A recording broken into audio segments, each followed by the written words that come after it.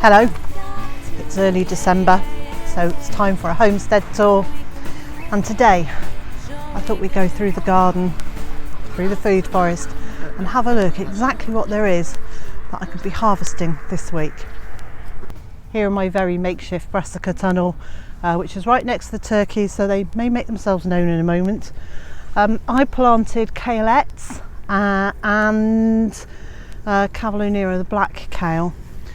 So black kale's done okay. It has got battered by the wind a little bit. But here we go, and this will carry on producing leaves right through the winter, right through the hungry gap. It will also send up little flower heads which we can also eat. I've got to say, this has been really popular with the chickens and the turkeys, and the ducks are not as enamoured with it, but I like it too. And then the kaleettes. So kaleettes are a cross between a Brussels sprout and a kale, so they grow like a Brussels sprout would grow, and then they form these quite open like little sprouts, but much more open and tasting more like kale. My veg box customers really like them. I'm not all that taken with them, to be honest. I think I prefer the slightly stronger taste of sprouts, and I think in future years I won't be giving up all this space for them.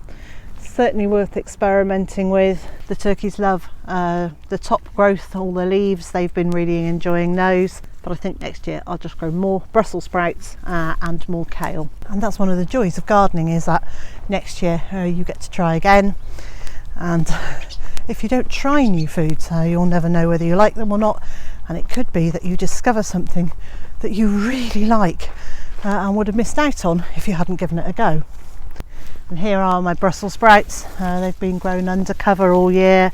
They have been sadly neglected, but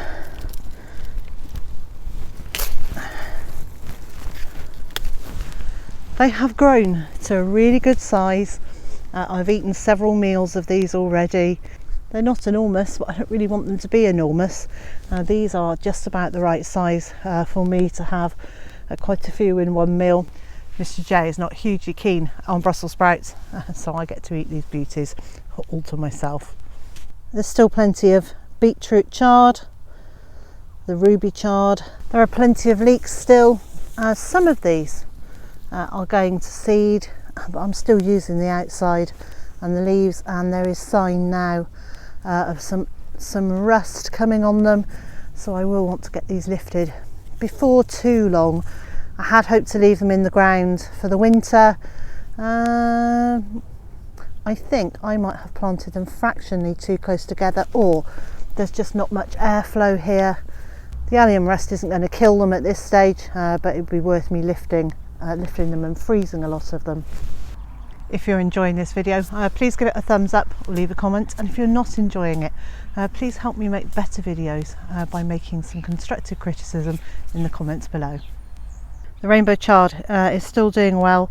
I've been enjoying the young leaves in scrambled eggs and also in stir fries. And this is a Styrian tree cabbage. So it's a perennial cabbage. It's got these very pale leaves.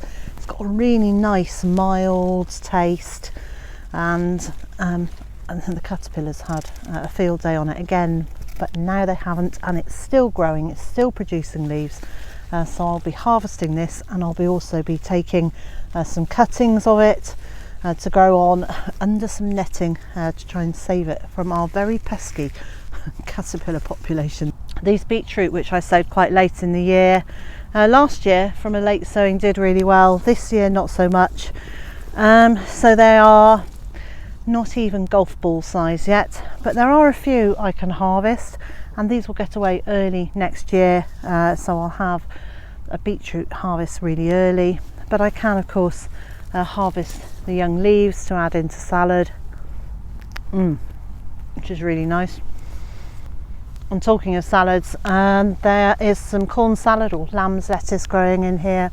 There's also some in the polytunnel, and there are quite a few lettuces in here that are now going to seed, and I'm leaving those to go to seed, and I'll collect the seeds from them. And then the ones like Winter Imperial, got a couple outside, and there are plenty in the polytunnel. The other thing I have masses of are herbs. So the end here is a bed of parsley. This has done really well this year. It seems to have been a very good year for parsley. So plenty of that fresh, plenty of that frozen, and I've also got quite a lot of it dried. Inside this tunnel are the cabbages that I planted in the spring, thinking it would only take a few weeks for them to mature. So I have got in my first 20 something cabbages. Now that does sound like a lot, it even sounds like a lot to me, but we're selling veg boxes this year. So these are a summer cabbage. They're quick growing. Hopefully it will only be a matter of weeks before we can start harvesting these. Well, it didn't. It took several months. So lesson learnt. This wasn't a quick growing variety, but they are absolutely lovely. So they are a pointed cabbage. They've been great as cooked cabbage, but I've also been slicing them and using them raw in coleslaw. And anything like that where I can use a dual purpose, I really like. They're coming to the end now. There are still maybe 4 or 5 large cabbages to harvest, and the rest are young leaves, which realistically are going to end up going to the birds.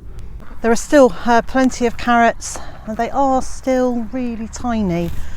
So we're having these as baby carrots, and I do mean really tiny. But a few of these added to a meal soon make a difference, and it's really nice to have a very fresh carrot taste. And this is the parsnip patch, which I've also got quite a lot of celery in, and I'm struggling to work out which are parsnips and which are celery until I dig them up. And in fact, I'm now wondering whether I sowed half a bed of celery rather than parsnips. But let's give it a go and dig one up and see what we've got.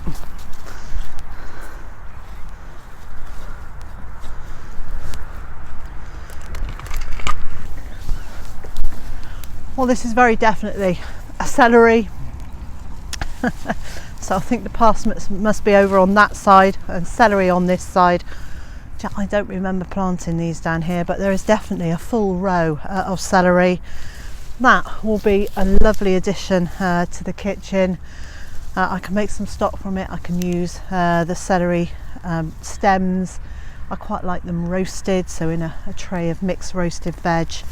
And the leaves I can chop, and I can either dry them to add them to soups and stews later on, or I can chop and freeze them and use them again. Lovely. So next I'm going to try on that side of the bed and find the parsnips. So I'm hoping that these are parsnips here.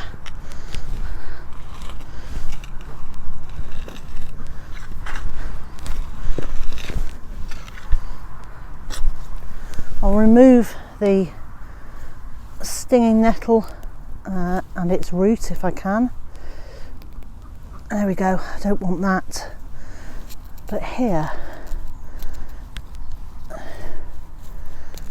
is a nice, small but nice parsnip, and this one is 2 2 that are intermingled, so 3 parsnips. And in this bed is the Hamburg parsley. So this has been used all summer long for the lovely parsley growth on the top, and now we're starting to use the roots as a root vegetable.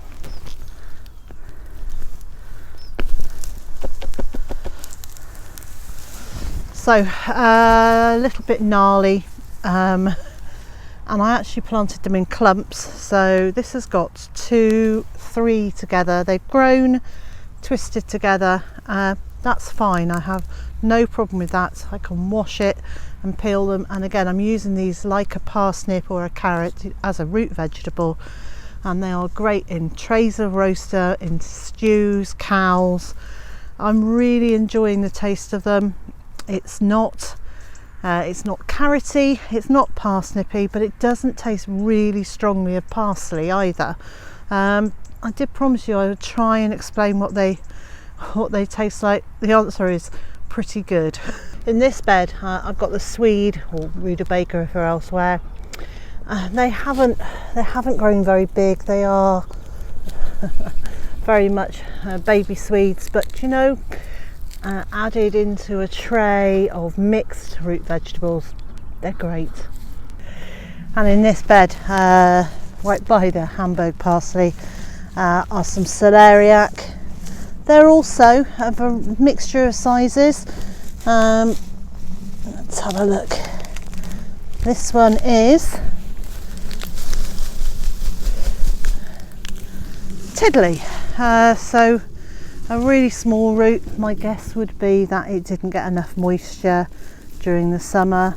There is a little offshoot there, and I'm going to give that a go at putting it back into the ground and hoping that does well next year.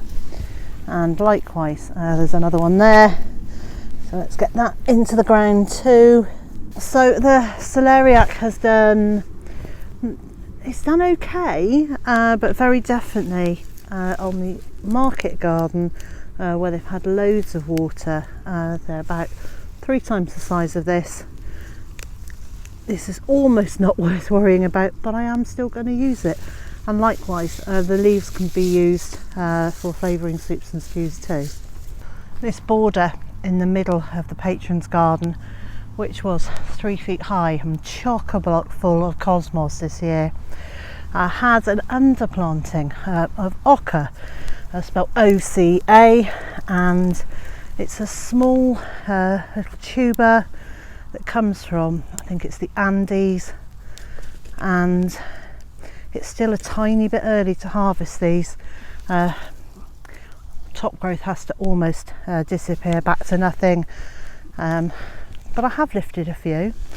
Now, the first year that we grew them, we really liked them. Last year we found other things that we preferred more, so I am growing them and I'm growing them as ground cover, because wherever possible I want edible ground cover and edible plants, or you know, plants that are adding more to the garden than just looking pretty. Looking pretty is great. If it helps pollinators, all the better. If it's edible, even better again. And if you're interested in growing oca, I'll leave some information in the description box below, because there will be some of this available. I'm actually going to leave it 2 or 3 more weeks here for these very small tubers to grow a bit larger, so that I can then send out larger tubers. We're not going to be eating these. We've decided we won't be growing oca to eat, but I am really pleased to be able to grow it as ground cover, because it does such a good job at blocking out so many weeds. So it looks to me like I've got an afternoon in the kitchen. I hope you'll join me again next time.